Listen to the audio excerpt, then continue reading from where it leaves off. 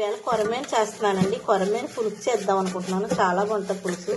అందరూ ఎగురు చేసుకుంటారు కదా, పులుసు అసలు చాలా బాగుంటుందండి. ఈ రెండు తోమాలి.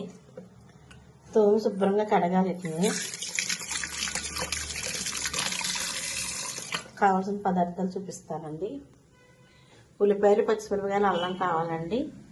ఇవన్నీ మసాలా సరుకులు అన్నీ కావాలి. ఎల్లుల్లిపాయలు, గసగసాలు, లవంగ మొగ్గలు, మిరియాలు అన్నీ కావాలండి. ఉప్పు, కారం, పసుపు కావాలి. కొంచెం జీడిపప్పు కావాలి. మసాలాలో వేయాలి. కొంచెం కొత్తిమీర, చింతపండు, పుదీనా తెలుసు కదా, మా దొడ్లో మళ్ళీ పుదీనా కోసుకొచ్చానండి. తగినంత ఆయిల్. ఇప్పుడు ప్రాసెస్లోకి పసుపు వేసి 10 నిమిషాలు ఉంచండి. ఇవి ఇలా ఉన్నాయి కదా, ఇప్పుడు ప్రాసెస్లోకి వచ్చేసామండి.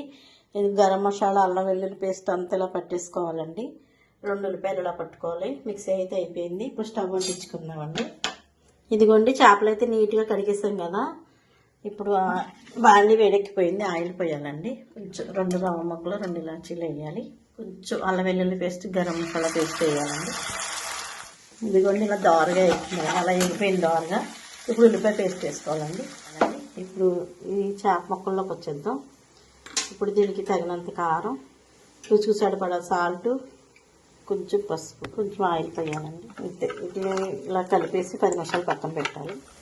చూడండి, అలా ఎగిపోయినాయి శుభ్రంగా, నీట్గా ఎగిపోయినాయి చూడండి. ఇప్పుడు ఈ చేప ముక్కలు ఎందుకు వేసేయాలండి.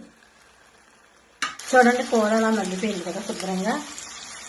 మగ్గిన తర్వాత ఇప్పుడు వేయాలండి. చూడండి, వాటర్ పోయాలండి.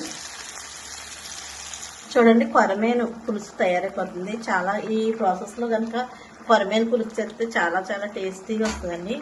ఒకసారి చూడండి ఈ ప్రాసెస్లో. ఇప్పుడు వేయాలండి పచ్చిమిరపకాయలు వేసేసిన తర్వాత చింతపండు పులుసు పోయాలండి. చింతపండు కూడా పులుసు పోసేస్తే 10-15 నిమిషాలు సిమ్లో పెట్టి వదిలేయాలండి. కొరమేను పులుసు అయితే తయారైపోతుంది. చక్కగా తయారవుతుందండి. 10 నిమిషాల తర్వాత చూపిస్తాను. చూడండి, కొరమేను పులుసు తయారైపోయింది. ఇలా చేస్తే చాలా బాగుంటుంది. ఇలా కూరలా దగ్గరగా ఉండాలి. కొంచెం కొత్తిమీర లైట్గా వేసుకోవాలి. చూడండి, తయారైపోయింది కొరమేను పులుసు. కట్టేస్తున్నానండి నేను. గుమ్మలాటతో తయారైపోయింది.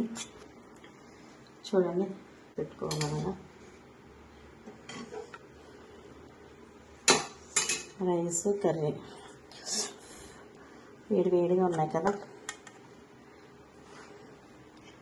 తినేద్దాం శుభ్రంగా. అసలు ఈ ప్రాసెస్లో కనుక చాలా సింపుల్ అండి. కొరమేను ఎగిరి కన్నా పులుసు చాలా టేస్టీ ఉంటుంది. కానీ చాలామంది కొరమేను అంటే ఎగిరే చేసుకుంటారు, కానీ పులుసు కూడా ఇలా చేసుకుంటే అసలు చాలా చాలా టేస్టీగా ఉంటుంది. మనం చాలా బాగా, మీ పిల్లలందరూ చక్కగా ఎంజాయ్ చేస్తూ తింటారు. అంత టేస్టీగా ఉంటుందండి పులుసు గురించి ఎంతమందికి తెలుసో కామెంట్ చేయండి. చూడండి, అబ్బబ్బా ఏం రుచిగా ఉంది అసలు. చాలా చాలా టేస్టీగా ఉంది. కాలిపోతుంది, బాగా వేడిగా ఉంది. ఇప్పుడే పై మీద తింటాం కదా. పచ్చిమిరపకాయలు ఇలా కలుపుకోవాలండి.